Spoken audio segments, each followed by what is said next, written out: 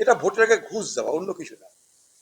যেমন লক্ষ্মীর ভান্ডার, আমরা অনেকদিন থেকে বলছি লক্ষ্মীর ভান্ডার টাকা ২৫০০ করা হোক, আশা কর্মীদের ১৫,০০০ টাকার দাবি মেনে নেওয়া। আমরা সিভিক পুলিশদের পার্মানেন্ট করার জন্য দাবি করেছি, কারণ পুলিশে লক্ষ লক্ষ পদ খালি পড়ে আছে, সেখানে স্থায়ী বন্দোবস্ত করা হোক। এই সরকার স্থায়ীতে বিশ্বাস করে না। ঠিক বেকারদেরকে আমরা দাবি করি চাকরি এবং কাজের ব্যবস্থা করা হোক, কমসে কম তাদেরকে ট্রেনিং দিয়ে স্কিল্ড করা হোক। তাদেরকে যদি স্কিল্ড করা হয় ট্রেনিং দিয়ে, তাহলে কিন্তু তারা অনেক বেশি চাকরি পেতে পারে এবং নিজের পায়ে দাঁড়িয়ে তারা রোজগার করতে পারে। সেখানে কি হবে, ভোটের আগে তাদেরকে ভাতা দিয়ে খুশি করে দেওয়া হবে। এ ভাতা মানে ভোটের জন্য ব্যবহৃত হাতা। তো তাড়াতাড়ি যুব সাথীর লিস্ট তৈরি হয়ে গেল, ভাতা এসে গেল, কারা পাবে ভাতা? লক্ষ লক্ষ বেকার আছে, কিসের আধারে তাদেরকে সিলেক্ট করা হলো যাদেরকে ভাতা দেওয়া হবে? প্রশ্নটাই আছে। কেবল নির্বাচনের জন্য ক্যাডার ভাতা হিসেবে এটা কি চালু করা হলো? বেকার ভাতা তো সিপিএমও চালু করেছিল, তাতে কি হয়ে গেছে? কার লাভ হয়েছে? তারপরে বন্ধ হয়ে যাবে এক সময়, বসে খাওয়া অভ্যাস হয়ে গেল। তারপরে কি করবে যুবকরা? তাদের ভবিষ্যৎ কি হবে? সিপিএম তো চলে গেছে, কিন্তু বেকাররা বেকারই থেকে গেল। মুখ্যমন্ত্রী তো স্বীকার করলেন যে তিনি মিথ্যে বলছিলেন। কি বলছিলেন? ডবল ডবল চাকরি হবে। কোথায় ডবল ডবল চাকরি হলো? উনি কি একটা বললেন ২ কোটি চাকরি দিয়েছি। ২ কোটি চাকরি দিলে তাহলে যুবসাথীতে কারা আসছে? ফলে মুখ্যমন্ত্রীর ডবল ডবল চাকরিও ফলস। মুখ্যমন্ত্রীর ২ কোটি বেকারের চাকরি উনি দিয়েছেন, এটাও ফলস। যুবসাথীতে বরঞ্চ পরিষ্কার হয়ে গেল এটা তো আগের মতন নয় যে কাজ এবং কাজের সাপেক্ষে বেকার ভাতা দিয়ে সেটা এদিক ওদিক করে এপ্রিলে নিয়ে আসলাম যাতে ওই টাকাটা পেয়ে ভোট দিতে পারে। এটা একটা চূড়ান্ত সুবিধাবাদী ভোটমুখী মনোভাব, যেখানে মুখ্যমন্ত্রীর মিথ্যা সেটা স্পষ্ট হয়ে গেল। ভবিষ্যতেও নিশ্চয়ই আবার বলবেন ডবল ডবল ট্রিপল ট্রিপল চাকরি দিয়েছি, ২ কোটি জায়গায় বলবেন ৩ কোটি বেকারের কাজ দিয়েছি, অথচ যুবসাথী।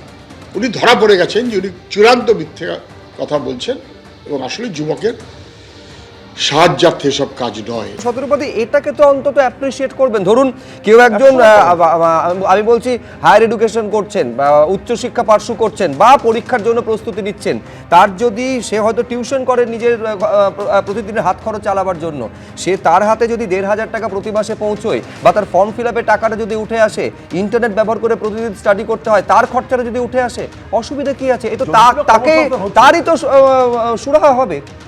না না শুভ্র, এখানে আমাদের কেন অসুবিধে থাকবে?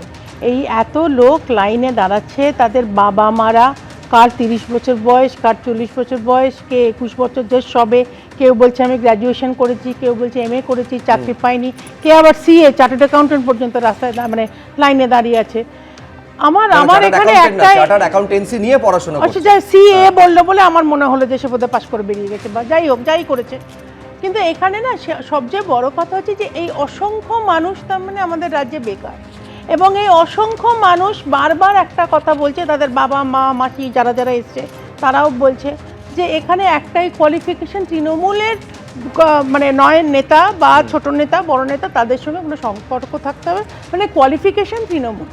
সেটা ছাড়া এখানে কোনো রকম মানে চাকরি বিক্রি, চাকরি কেনা ছাড়া এখানে আর কোনো জিনিসে চাকরি পাওয়া যায় না, এটা পরিষ্কার। এটা পুরো বুঝিয়ে দিচ্ছে। হ্যাঁ, ১৫০০ টাকা বেকার যুবকদের দেওয়া হচ্ছে। This is such a sad situation. মানে মুখ্যমন্ত্রী স্বয়ং তো যে বিজেপি একটা সময় লক্ষ্মীর ভান্ডারের তীব্র সমালোচনা করলো, তারপর সেই বিজেপি বললো লক্ষ্মীর ভান্ডার এখন ১৫০০ দেওয়া হচ্ছে, আমরা ক্ষমতায় ৩০০০ দেব। মানে এই অঙ্কটা বিজেপি যদি ক্ষমতায় আসে সেটা আবার দ্বিগুণ করে দেবে না তো? আমি একটু বলে নিই শুভ্র, আজকে মুখ্যমন্ত্রী একেবারে যে মুখ্যমন্ত্রী এত নেতাজি ইন্ডোর স্টেডিয়ামে দাঁড়িয়ে নাকি অন্য কোন পাবলিক স্টেতে দাঁড়িয়ে বলে দিল ৪০,০০০ চাকরি রেডি, তো ৪০,০০০ চাকরির এই নমুনা আমরা দেখছি। আজকে লক্ষ্মীর ভান্ডারে তুমি যেহেতু কথা তুললে, এক সেকেন্ড রাহুল, এক সেকেন্ড আমাকে শেষ করতে দাও। শুভ্র যে কথাটা বললে যে লক্ষ্মীর ভান্ডারের সময় আমরা আপত্তি করেছিলাম, তোমার মনে থাকবে লক্ষ্মীর ভান্ডারও ১০ বছর পরে ২০১১ পাওয়ারে এসেছিল, ২০২১ করেছিল। বিজেপি ৩৪ বছরের বেকারত্ব রেকর্ড করে দেশে, তারা কি করে মেনে নেবে? তারা কি করে বলবে? অথচ এই বিজেপি সরকারের কাছে আসে ৩৪ বছর রেকর্ড করেছে। এবিপি আনন্দ, এগিয়ে থাকে, এগিয়ে রাখে।